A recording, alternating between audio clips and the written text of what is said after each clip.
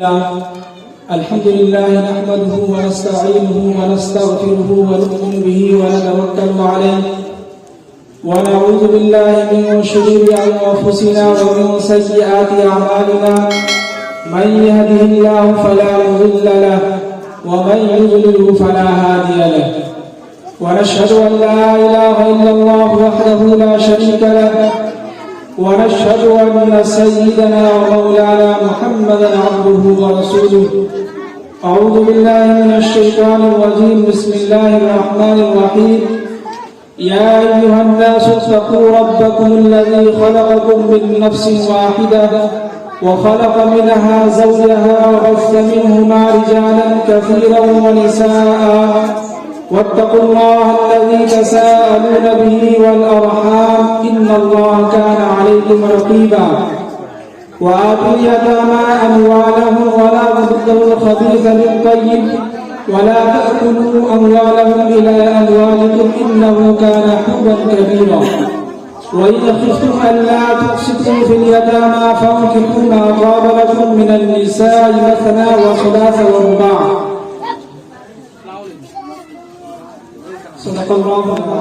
कुरान पाक के अंदर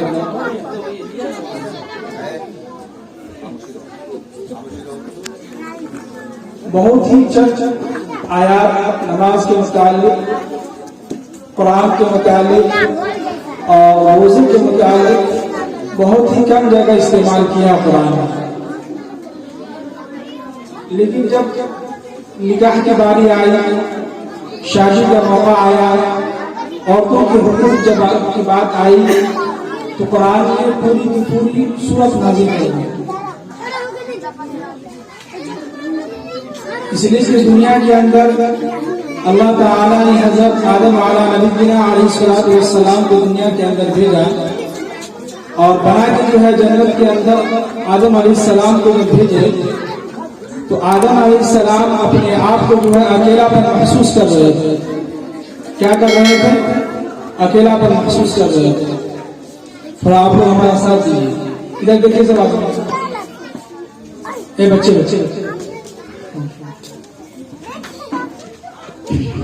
तो अल्लाह ताला ने आदम अलैहिस्सलाम को जन्नत के अंदर भेजा। भेजने के बाद आदम अलैहिस्सलाम को ये होना चाहिए था कि वो अल्लाह का शुक्र अदा करते। क्या करते? अल्लाह का शुक्र अदा करते हैं। और वो दुनिया की सबसे बड़ी नेमत जब उनको हासिल हो गई थी, जैसे कि जन्नत, जाहिर सी बात है जब हम यहाँ से जाएंगे तो हर एक इंसान की ख्वाहिश है कि हम जन्नत में जाएंगे। क्या ख्याल है? जन्नत में जाएंगे ना सब लोग। तो अल्लाह ताला ने आदम अलैहिस्सलाम को जन्नत के अंदर भेजा, इतनी बड़ी दौलत से उनको नवाजा, जन्नत में उनको डाल दिया गया, हर तरह की ऐशो आराम उनको दिया गया, हर तरह की जो है मुसीबत से उनको बचाया। लेकिन फिर भी आदम अलैहिस्सलाम अपने आप को जो है अकेलापन महसूस कर रहे थे। क्या कर रहे थे? अकेलापन महसूस कर रहे थे अपने आप और उनको अजीब सा लग रहा था कि जाहिर सी बात है जब इंसान जिस घर के अंदर रहता है, जो घर बनाता है, उस घर के अंदर वो अपने आप को अकेला रहे और वो इतना हवेली के अंदर, महल के अंदर वो अकेला रहे, उसको थोड़ा सा डर लगता है और अकेलापन उसको महसूस होता है। इसी तरह जब आदम अलैहिस्सलाम को भी अपने आप को अकेलापन महसूस हुआ। क्या महसूस हुआ? अकेलापन।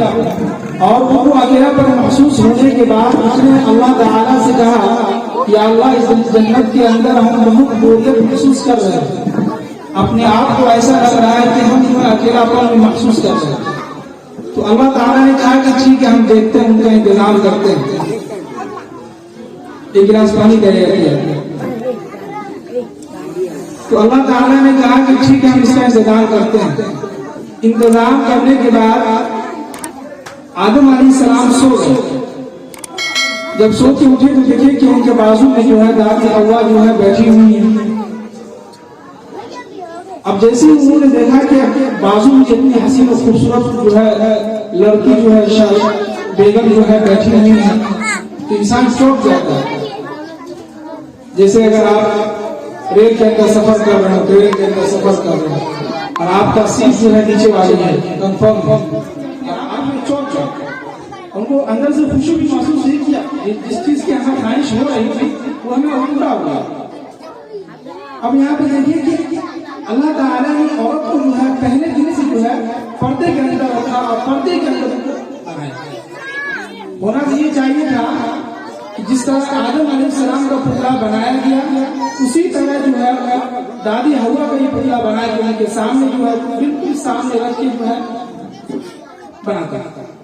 लेकिन नहीं, अल्लाह ने जो है आदम अलैहिस्सलाम को पहले बनाया, उसके बाद जन्नत के अंदर डाला।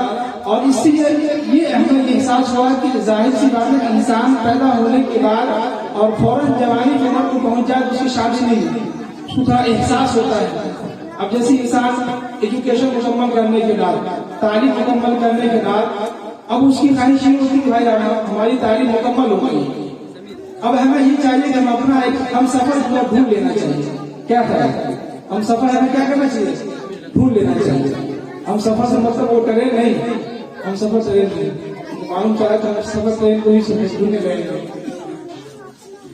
तो क्या करना चाहिए हमें, हम सफर जो है अभी के दौर में जमाना ऐसा चल रहा है, लोगों का मिजाज बन गया खास तौर से शहरों के अंदर कि जो है बॉयफ्रेंड गर्लफ्रेंड का कल्चर जो चल रहा है ये बहुत ही खराबी और माहौल को तबाह बर्बाद कर रहा है। क्या कर रहा है, माहौल को बिल्कुल तबाह बर्बाद किया है। कि इसलिए कि आप गर्लफ्रेंड का जो मामला चल रहा है, तो गर्लफ्रेंड जो आप बनाएंगे तो उसमें वो मजा जो इस्लाम में जो बताया है शादी करके जो आप लाइएगा बीवी, उससे जो ज्यादा मोहब्बत होगी वो गर्लफ्रेंड से नहीं होगी। वो सिर्फ आपसे जो है पैसा जो है खर्च करवाने के चक्कर में रहेगा और आपसे पैसा चूसने के चक्कर में रहेगा। अब जैसे किसी की गर्लफ्रेंड आपका जैसे किसी का है तो आप गर्लफ्रेंड के भाई को सलाह नहीं कर सकते, क्या कर सकते हैं, आपको लगाएगा तो रिश्ता ही नहीं बनता है।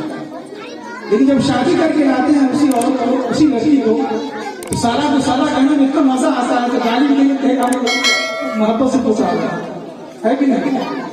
एक अजीब रिश्ता खाने लगा है, साला है, साली है, फिर जो है सास है, ससुर है, क्या जबरदस्त रिश्ता बनाया है। ये कब होगा जब आप शादी करेंगे तब। मैं पूरा समझा पा रहा हूं, बच्चे खामोश हो गए।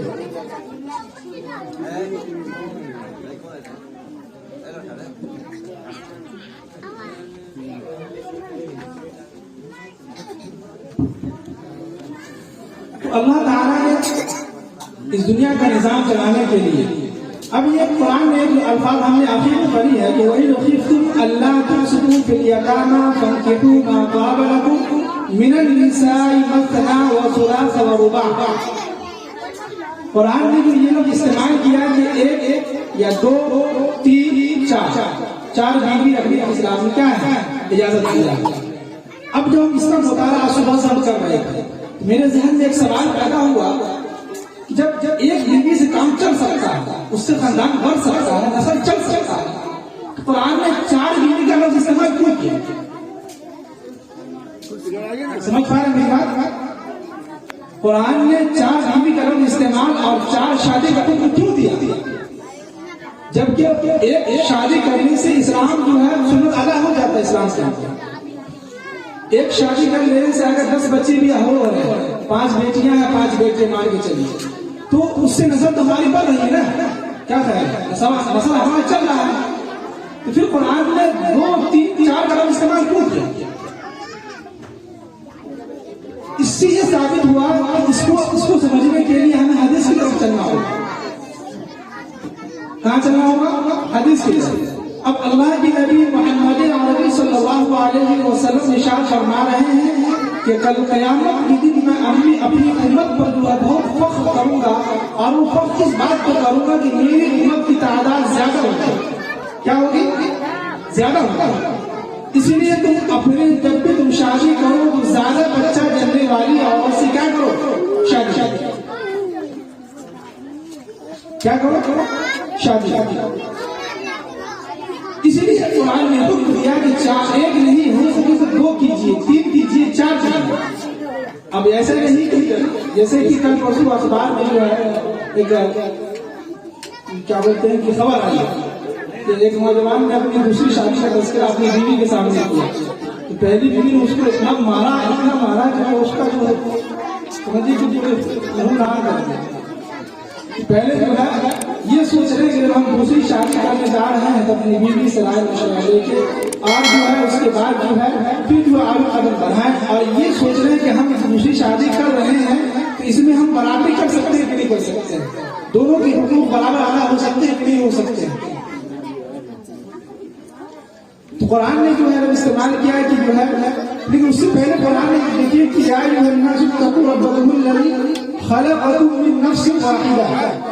कि इंसानों उस रब से डरो जिसने तुमको जो है एक जिन्स से पैदा किया। क्या किया? पैदा किया। अब हमें ये देखना है कि शादी के अंदर हमें किस चीज को ज्यादा तरजीह देना है और किस उम्र में शादी हो जानी चाहिए। जैसे कि लड़की उसकी शादी जो है जो हदीस से जो मिलती है 18 साल की उम्र में, या जैसे ही बालिग हो जाए या 20 साल की उम्र में, या अभी जो हिंदुस्तान का कानून बना है अभी लेटेस्ट जो है 21 साल। लेकिन जो कुरान और हदीस के बाद इस चीज का तस्करा कर रहा है, उस पर हमें ज्यादा उसको प्रमोट करना, उसको ज्यादा तरजीह देना है।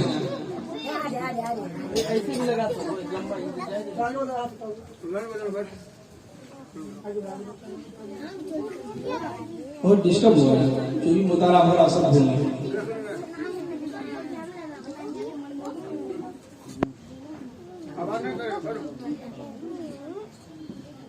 इधर देखिए से तो कुरान ने जो इस्तेमाल किया है कि आज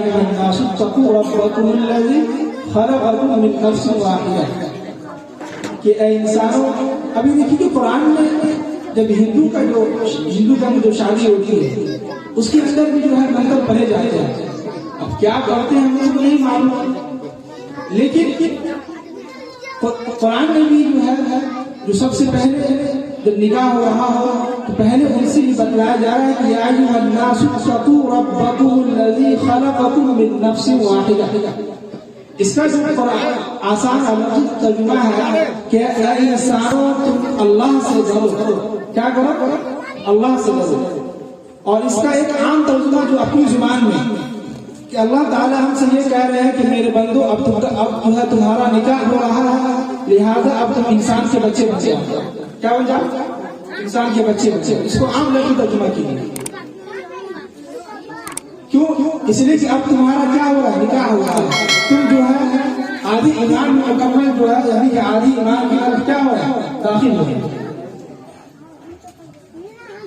और इंसान जो है जब शादी करता है तो शादी करने के बाद वो अपने आप को खासतौर से सबसे पहला जो होता है वो अपनी निगाह जो है, निगाह की गुनाहों से बच जाता है। किसी से निगाह तो गलत निगाह न हो, ये सबसे अहम है। देखिए हदीस है कि अल्लाह के नबी सल्लल्लाहु अलैहि वसल्लम ने इरशाद फरमाया कि मैं गुनाह से बच नहीं पा रहा हूं, मुझसे गुनाह हो जा रहा है, क्या इसका इलाज है? तो अल्लाह के नबी ने कहा कि तुम शादी कर लो। आसान से तरीका है, शादी कर लो तो गुनाहों से अपनी निगाहों की बेहतर से बच सकते हो। तुम्हारी निगाह गुनाह जो है हिफाजत में आ जाएगी। उसके बाद जो है कुरान में जिस चीज का और अल्लाह के नबी सल्लल्लाहु अलैहि वसल्लम ने बयान फरमाया है वो ये कि जब आप अपने बच्चे का या बेटी का रिश्ता करने के लिए कहीं देखें या कहीं पर जो आप रिश्ते की बात चलाएं तो पहले ये देखें कि वली हसब है वली नसब, यानी कि जो खानदान देखिए आपका खानदान कैसा है। आप अगर शेख बरादरी से हैं तो आप शेख नहीं देखिए, ज्यादा आला दमाइश की ख्वाहिश और शराबत देखिए। आप अगर जिस जात से हैं तो जो है दुनिया के अंदर ही आप देखिए कि हमारा इसी मंजिल है। आप अगर दुनिया है तो दुनिया के अंदर ही देखिए कि हमारा इसी मंजिल है। ये एक बराबरी का हिस्सा दिया गया है। इमाम अबू हनीफा रहमतुल्लाह अलैह इसको वाजिब करार दिया है। लेकिन दूसरी जगह जब आप आएंगे तो अल्लाह के नबी ने 11 शादियां की। कितनी शादियां? 11 शादियां की। अल्लाह के नबी ने अपने भी शादी किया है, गैरों के अंदर भी शादी की है, यहूदी की बेटी से भी शादी की, यहूदी के अंदर। और अल्लाह के नबी सल्लल्लाहु अलैहि वसल्लम गरीब खानदान से हैं। हजरत खदीजा जो है सबसे आला हाई क्वालिटी और वीआईपी खानदान से हैं, उनसे अल्लाह के नबी ने शादी। तो ये शादी क्यों? अपनों के अंदर भी, गैरों के अंदर भी, अपने से कम उम्र की लड़की से भी शादी की, अपने से ज्यादा उम्र की लड़की से भी औरतों ने शादी की। ये क्यों? इसलिए कि हमें ये बतलाया गया है कि आपको जहाँ मुनासिब अंदाज में या मुनासिब रिश्ता मिले वहाँ रिश्ता नहीं होगा। अभी से कुछ लोगों का एक मिसाल समझ लिया, खासतौर से हमने यहाँ की बात की, हम अगर गुजरा है गुजरे के अंदर ही शादी करेंगे तो दूसरा शहर हमारा नहीं चलेगा, दूसरा बिरादरी नहीं चलेगा। ये आपकी सोच है, ये गलत सोच है। कफू बराबरी सही है मानता हूँ, और ये हसब नसब जो नसब के एतबार से चलना चाहिए वो सही है। तो कफू के बराबरी की नजीर में आता है जिसको इमाम आज़म अबू हनीफा रहमतुल्लाह अलैहि वाजिब कर दिया है। लेकिन जब हमें दूसरी हदीस की तरफ चलेंगे तो उस हदीस के अंदर अल्लाह के नबी ने जो है 11 शादियां की हैं। 11 शादियों में कोई भी जो है 11 की 11 बीवियां जो सिर्फ एक ही खानदान से नहीं करता कि नबी बनु कुरैश के कबीला कुरैश खानदान से है तो उसी खानदान में शादी की नहीं, दूसरे खानदान में शादी की है, अपने से गरीब लड़कियों से भी शादी की है, बेवा से भी शादी की है, मुतल्लका से भी शादी की है, ऐसी औरतों से शादी की है जो अल्लाह के नबी सल्लल्लाहु अलैहि वसल्लम की उम्र 25 साल है और हज़रत खदीजा की उम्र 40 साल है, ऐसे औरतों में शादी की है। ये क्यों शादी? ये कोई ख्वाहिश की शादी नहीं, बल्कि अल्लाह के नबी सल्लल्लाहु अलैहि वसल्लम हमारे लिए आइडियल एक नमूना, एक वीडियो बना के, मैसेज बना के हमारे ऊपर थोप दिया, पहुंचा दिया कि तुम ये भी कर सकते हो। क्या कर सकते हैं कि अगर आपको जहाँ मुनासिब रिश्ता मिले, ये मत देखें कि जो ये फला खानदान से शादी नहीं हुई तो फिर कोई ये बात हो गई कि आपको वक्फा निकालने लगे, क्या करें? फिर तो वही बात होने के पूरी का ध्यान तब करीब आ गया कि लोग खुद ब खुद अपने आप से वक्फा निकालना है कि नहीं, हम जिस साल से दूसरे साल इस जात में शादी नहीं होगी, हम गुजरात दुनिया में शादी नहीं होगी। ये हमारी आज की सोच घटिया है। इस सोच के हम कहते हैं, हम सोचते हैं कि लानत होने लगा। ये कैसी सोच है कि जो हम जिस जात से है दूसरी जात में शादी नहीं हो पाएगी, शादी हो जाएगा, निकाह नहीं होगा, ये कहाँ से निकालेगा? हाँ, ये है कि कफू का दर्जा रखा गया है, वली हसबिहा वली नसबिहा वली जमालिहा। और दूसरे नंबर में फरमाया कि लड़की खूबसूरत थी, क्या खूबसूरत के साथ साथ खूबसूरत भी, सिर्फ जो है खूबसूरत होने से कोई कमाल की बात नहीं है। शहरों के अंदर जो है ज्यादातर जो है मेकअप का जमाना आ गया है। अच्छी जो है जितनी भी काली लड़की होगी वो मेकअप करके इतना खूबसूरत लगेगी, लगता है कि खूबसूरत। ये खूबसूरती जो कोई माने नहीं रखती है। अभी जिस जगह हम हैं बेतिया शहर के अंदर, उससे आगे थोड़ा सा आगे नाम है जगीरा, क्या जबरदस्त लोग वहाँ, इतने अच्छे लोग, अंसारी लोग। और अंसारी अल्लाह के नबी के जमाने में, अल्लाह के नबी सल्लल्लाहु अलैहि वसल्लम मक्का से मदीना हिजरत करके गए थे तो वहाँ के लोगों को अंसारी कहते हैं। और अंसारी के माने आते हैं मदद करने वाले। क्या करने वाले? मदद करने वाले। हाँ, अंसार की महल्ले का निकल। और वहाँ के लोग इतने अच्छे इतने अदब के दायरे में रहते हैं, बात करने का इतना सलीका है। जुमा के अंदर हमने जो सिर्फ एक दिन जो है बयान किया, जिस तरह अपने गाँव का कब्रिस्तान से घेरा हुआ, वहाँ पे लोगों ने जो 2 महीने काम किया, लेकिन हमने जो है उनके साथ जो है सिर्फ एक आयत की तिलावत की कि मन जाअ फलहु अशरु अमसालिहा। 10 मिनट या 20 मिनट बयान हुआ, यूट्यूब पे अपलोड होगा, देखिएगा। 20 मिनट के बयान में लोगों ने जो है इतने मुतासिर हुआ, लोग इस तरह से जो बढ़ चढ़ हिस्सा लिया कि पूरे गांव से जो है 1 लाख के करीब चंदा हो गया है हमारे आने से पहले। कितने? 1 लाख। इनको कहते हैं हमने सिर्फ एक मरतबा किसी तस्वीर के आगे मस्जिद के अंदर एक हीटर हो जाता, उन्होंने 1 नहीं 2 हीटर ला के दिए, वो भी छोटा हीटर नहीं, हैवेल्स कंपनी का जो 5,000 एक मेरू में लगवाया, एक मस्जिद का लगवाया। कैसे वो वहाँ के लोगों के अंदर ये है कि तोहफा तहफ़ का बहुत वहाँ के लोगों का शौक। दिन में जो है कुछ न कुछ आते ही रहता है। अभी जब तक हम वहाँ रहे हैं समझिए कि जो है कभी हम अपनी जेब से नाश्ता नहीं किया, वहाँ खर्चा हुआ ही नहीं है। जहाँ मस्जिद से बाहर निकले इमाम साहब आ जाना साइकिल चाहिए, मोटरसाइकिल चाहिए लीजिए, कहते नहीं भाई कम से कम पैदल ही घूमने दीजिए मुझे। तो पैदल घूमने के लिए गए, नाश्ते के लिए दुकान पे गए, नहीं आप मत वैसे हमसे जितना करना है नाश्ता करें। तो उसको कहते हैं अंसारी लोग हैं, अच्छे लोग हैं। वहाँ की लड़कियां भी जो खूबसूरत है, वहाँ क्या है एक फितरती वहाँ की लड़की मेकअप वाली नहीं है। यहाँ की तरफ जो है वो पुट्टी मार के जो होता है ना पेंटिंग पुट्टी वाला, पूरा मेकअप के चमक चाहिए। लेकिन वहाँ की लड़की जो है खानदानी रईस है, अल्लाह ने बहुत अच्छी चीज, अल्लाह ने वहाँ एक फितरती चीज बनाया। देहातों में एक शख्स है, वहाँ एक शख्स है जिसकी उम्र 82 या 85 साल है। कितने? 82 या 85 साल। इस उम्र में भी वो हमसे ज्यादा हमसे फास्ट मोटरसाइकिल चला लेता है, बिल्कुल अपने सवासी है जो हमारे गांव के हैं उन्हीं की नहीं। और इस उम्र में लोगों साइकिल से 10 किलो 20 किलोमीटर जो खूब हमसे ज्यादा फास्ट करते हैं। 85 साल से अपने मालिक को ऐसा शख्स है जो 35 साल की उम्र में साइकिल चला पैदल भी नहीं चल पाएगा।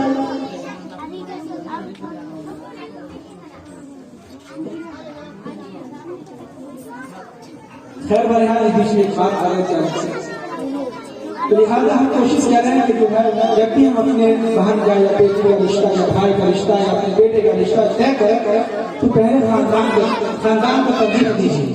खानदान अगर नहीं मिलता है, लड़के का खूबसूरत है, खूबसूरत है, उसको तरजीह दीजिए। और मालदार भी है उसको भी तरजीह दीजिए, लेकिन दीन को जो है ज्यादा तरजीह दीजिए। किसको? दीन। लड़की के अंदर वो दीनदारी है, लड़का के अंदर वो दीनदारी है, तो आप फौरन वहां बहुत अभी अगर लोग ये देखते हैं कमाता कितना है, क्या है कमाता कितना है, तो जाहिर सी बात है कि आप कमाने वाले जो लड़का ढूंढेंगे तो उसके उसी के हिसाब से आप लोगों को दबाव भी डालेगा कि 10 लाख रुपया हमें चाहिए, 20 लाख रुपया चाहिए, 5 लाख रुपया चाहिए। अगर तो जाहिर सी जैसा आप ढूंढेगा वैसा ही आपको मिलेगा।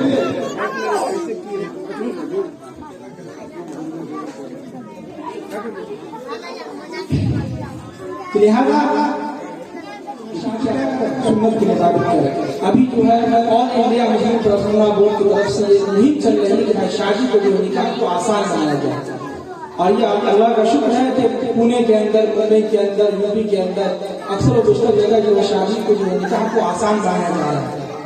अब जिनके पास पैसे ऐसे फजूल खर्ची पैसा खर्च कर, अब जो गरीब है जिनके घरों के अंदर बेटियां बैठी हुई है, 25 साल हो गई, 30 साल हो गई, कोई मुनासिब रिश्ता मिल भी रहा है, कोई 5 लाख 10 लाख रुपया मांग रहा है, तो अभी तो पूरा गरीब है।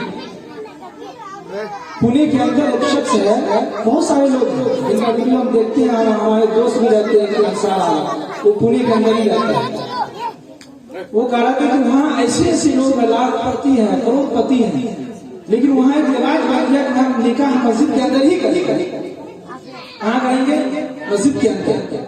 चर्च में जाएंगे, जो ईसाई है वो कभी भी अपने मंडप के अंदर निकाह नहीं करेंगे, मंदिर वो अपने जो है गिरजाघर जाके निकाह करता है, वहाँ जाता है, वहाँ से अपने इमामों के मौलाना के पास।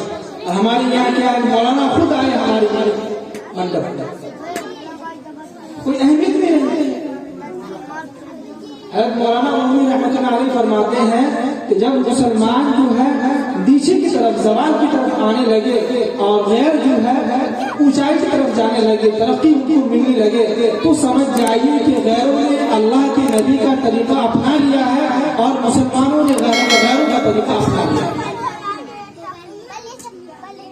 मैं समझा पाऊँ अपनी बात?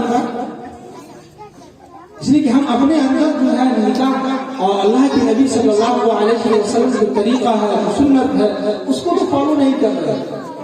सबसे अहम तो वो निकाह अगर हम आसान करेंगे तो इंशाअल्लाह हमारे हिंदुस्तान के अंदर जो है इसका ज्यादा रिवाज बढ़ेगा। और जो घर के अंदर कई बेटियां जो बैठी होती है गरीबी की वजह से, उनका रिश्ता भी चल जाएगा। अब जो है शादी का मसला आता है। शादी जब होने लगती है तो शादी के बाद जिंदगी कैसे गुजारा जाए, पहली रात के अंदर किस तरह से जो है उसका जो है बातचीत हो, कैसे नहीं हो। तो ये हदीस के अंदर अल्लाह के नबी सल्लल्लाहु अलैहि वसल्लम की मुकम्मल हदीस है। अब जैसे कि एक शख्स जो है, एक दोस्त जो अपने दोस्त से पूछा था, भाई मेरी शादी हो रही है, तो शादी की पहली रात में कैसे हम बर्ताव करें, कैसे उनसे मुलाकात करें, कैसे बात करें, क्या उनसे बात करें, क्या पहले करें। अब जो है अब वो अपने दोस्त को खूब परेशान करता था। क्या करता था? खूब परेशान करता था। उसने क्या बताया कि मेरे को एक काम ये करना है। उसका दोस्त ने सोचा कि इसको क्या बताया। उसने कहा कि देखो शादी तुम्हारी जब हो जाएगी तो शादी की पहली रात अपने रूम के अंदर जाना, तुम्हारी बेगम बैठी होगी, तुम क्या करना कि तुम कमरे के अंदर सबसे जो ऊंची जगह उसके जाके अजान देने लगे। क्या करना? अजान देने लगे। आगे ठीक है अजान देंगे।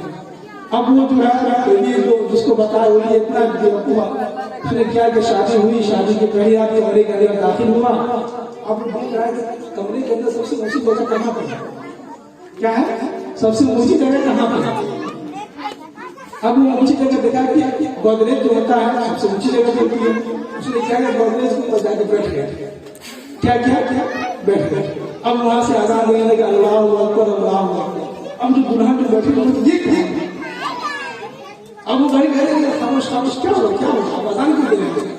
पूरे लोग सब उठ गए। वो क्या किया? उनसे पूछा इनको किसने बताया? आज हमारा एक दोस्त था, उससे हम पूछे कि शादी की पहली रात कैसी क्या हो गई हो, कैसे बात किया जाए। तो यही पूछा तो कहा कि तुम्हें क्या करना, जैसे ही अपने कमरे के अंदर दाखिल होना तो जो है सबसे पहले ऊंची जगह पे जाकर आजान देने लगा। और उनके बाप ढूंढा, कहा कि तुमने बताया किसने? उसको ढूंढा, उसको खूब खिलाया। बेवकूफ का मतलब कोई बात बताने की होती है। एक टुकड़ा बीच में आ गया बात बताने हंसाने के लिए। लेकिन यहाँ देखिए कि जिंदगी गुजारने का तरीका अल्लाह के नबी ने जो बताया है वो ये कि अल्लाह के नबी सल्लल्लाहु अलैहि वसल्लम ने इरशाद फरमाया कि जब तुम्हारी शादी हो जाए तो शादी के बाद सबसे ज्यादा तुम्हारे नजदीक, तुम्हारे दिल के करीब तो होनी चाहिए वो अपनी बीवी की जगह दीजिए। किसकी जगह दीजिए? अपनी बीवी की। इसीलिए अल्लाह ताला ने इस पसली की जो है यानी दिल है, दिल के नीचे से जो है औरतों को बनाया है। क्यों? इसलिए कि पहले दिन से बतलाया गया कि आप अपनी बीवियों को दिलों के अंदर जगह दीजिए। कहाँ जगह दीजिए? सिर्फ बीवी को, सबको नहीं। दिमाग चलाएगा कि बीवी और सबको जगह देने लगेंगे, सबको नहीं, सिर्फ अपनी बीवी को जगह दीजिए। अब जब शादी हो जाती है तो शादी के बाद एक मसला होता है कि जिंदगी गुजारा कैसे, हमारी जिंदगी खुशहाल हो कैसे। तो वो ये होगा कि आपकी जिंदगी जब गुजरेगी उससे कि आप अपने अंदर अखलाक पैदा कीजिए। क्या पैदा कीजिए? अच्छी अखलाक अगर आपके अच्छे होंगे, अगर आपके अंदर अच्छी अखलाक पैदा हो गए तो जाहिर सी बात है कि आपकी जिंदगी खुशहाल जिंदगी गुजरने लगेगी। कैसे? कि अगर बीवी अगर कुछ बोले गुस्से में आके तो आप खामोश हो जाएंगे। क्या हो जाएंगे? खामोश हो जाएंगे। और जब अगर बीवी की जिम्मेदारी बनती है कि अगर आपका शौहर कुछ बोले तो बीवी क्या करे कि वो खामोश हो जाए, तो मसला खत्म हो जाएगा। गुस्सा जो है बाद में ठंडा हो जाएगा, फिर बाद में सुलह हो जाएगी, मसला खत्म हो जाएगा। वही अगर दोनों अगर आपस में दूसरे को गुस्सा में आ जाए तो फिर मसला ही खत्म हो जाएगा। फिर वो घर क्या होगा? तबाह बर्बाद हो जाएगा, टूट जाएगा। कल परसों जो है मौलाना तारिक जमील साहब समझ गए मुझे, वो कहाँ के हैं, पाकिस्तान के मौलाना बहुत बड़े आलिम हैं। वो अपने बयान में जो है बता रहे थे कि हमने कल परसों जो है अपने अब्बू को ख्वाब में देखा कि मेरे अब्बू फरमा रहे थे कि मेरे बेटा यहाँ जब आओ तो लोगों से कहते रहो और लोगों को बताओ कि यहाँ जो है सबसे ज्यादा जो काम आने वाली है वो अच्छी अखलाक। क्या करवाने वाले हैं? अच्छी अखलाक। ये कौन बतला रहे हैं? मौलाना तारिक जमील साहब के अब्बू उनके ख्वाब में आके बतला रहे हैं कि मेरे बेटा लोगों से कहो कि जब यहाँ आए तो अपने अखलाक को दुरुस्त करो। क्या करके आए? दुरुस्त करो। आज अक्सरों बेशतर जो घर जो टूट रहा है उनके अंदर मोहब्बत पैदा नहीं हो रही है, वो ये कि आपस में अखलाक है। हमारा अखलाक घर से बाहर है, घर के बाहर है तो बहुत अच्छे दोस्तों से खुशी खुशी मिल जाए, घर के अंदर आए तो मुंह लगता है सलाम का कलाम, न उनसे हंस की बात हो रही है। आप खुद जो है बाहर खूब घूम रहे हैं, बाहर लोगों का सफर कर रहे हैं, लेकिन अपनी बीवी को घरों के अंदर पैक किए, जबकि अपनी बीवी को घुमाई। जैसे कि अल्लाह के नबी सल्लल्लाहु अलैहि वसल्लम हजरत आयशा को लेकर कहाँ गए? बाहर भी गए, किसी नजरों में लेके साल से गए थे। बीवियों को भी बाहर घुमाई, सिर्फ अपने लोग नहीं, अपने दोस्त को घुमाई। आपके ऊपर शादी के बाद सबसे ज्यादा हक बनता है अपनी बीवी की। आपने अगर अपनी बीवी को हुकूक अदा नहीं किए, कल क़यामत के दिन जो हुकूक इबाद में से है, यानी बंदों का जो हक है, वो दूसरे नंबर में सबसे पहले आपसे ये पूछे जाएंगे कि क्या आपने अपनी बीवी का हुकूक अदा किया कि नहीं किया, ये आपसे पूछे जाएंगे। और इंसान देखिए, जब इंसान दिन भर का थका हुआ मानदा जब घर के अंदर आता है, खूब परेशान हालत, सर में दर्द हो, परेशानी का आलम, धूप दिन भर काम किया हो, जब वो बंदा घर के अंदर दाखिल होता है तो जैसे ही दाखिल होता है अपनी बीवी को देखता हो या अपने बच्चे को देखता हो, बच्चों को मुस्कुरा के गले से लगाता है, समझिए कि पूरे दिन की थकान उसमें खत्म हो जाती है, होती है कि नहीं। अब जो लोग शादीशुदा हैं वो तजुर्बाकार हैं और हमने किताबों में पढ़ा है तो आपको बतला रहे हैं कि नहीं। जैसे कि हम जो है 2 महीने के बाद आए, हमारा बच्चा भतीजा जो शाहजहां मिले, बहुत खुशी इतना खुश हुआ कि सीरियस है।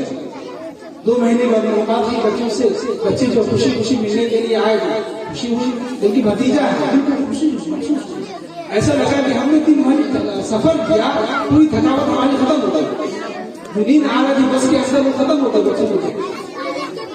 अब जो लोग शादीशुदा हैं वो लोग अगर इस तर्ज को अपना रहे और वो ये सोचते कि भाई हम जब भी घर के अंदर दाखिल हो तो खुश मिजाज रहे, अपने चेहरे को खुश मिजाजी बनाए। जैसे कि अल्लाह के नबी सल्लल्लाहु अलैहि वसल्लम से आयशा से पूछा गया कि अल्लाह के नबी सल्लल्लाहु अलैहि वसल्लम की जो जिंदगी है, घर के अंदर की जिंदगी कैसा था और बाहर की जिंदगी कैसी है। सवाल करने वाला देखिए एक ही, लेकिन हदीस दोनों जगह अलग अलग है। एक हदीस है कि अल्लाह के नबी सल्लल्लाहु अलैहि वसल्लम जब घर के अंदर आते थे तो खुश मिजाज रहते थे, हंस मुख रहते थे, बच्चों से खेलते थे। अल्लाह इतने बड़े नबी हैं, अल्लाह के नबी सल्लल्लाहु अलैहि वसल्लम हसन और हुसैन दोनों कंधे पे बैठा के निकल गए। और उस जमाने में जो है लोग ऐसे ऐसे थे, बच्चों को अपने कंधे पर लेकर घूमना, गोदी में लेकर घूमना, ऐसे ऐसे। तो अल्लाह के नबी जब घर से बाहर निकले, हसन और हुसैन को कंधे पे निकल गए तो लोगों ने कहा हमारे नबी ये क्या कर, कहा कि भाई क्या कर, इन दोनों बच्चों से मुझे बहुत मोहब्बत।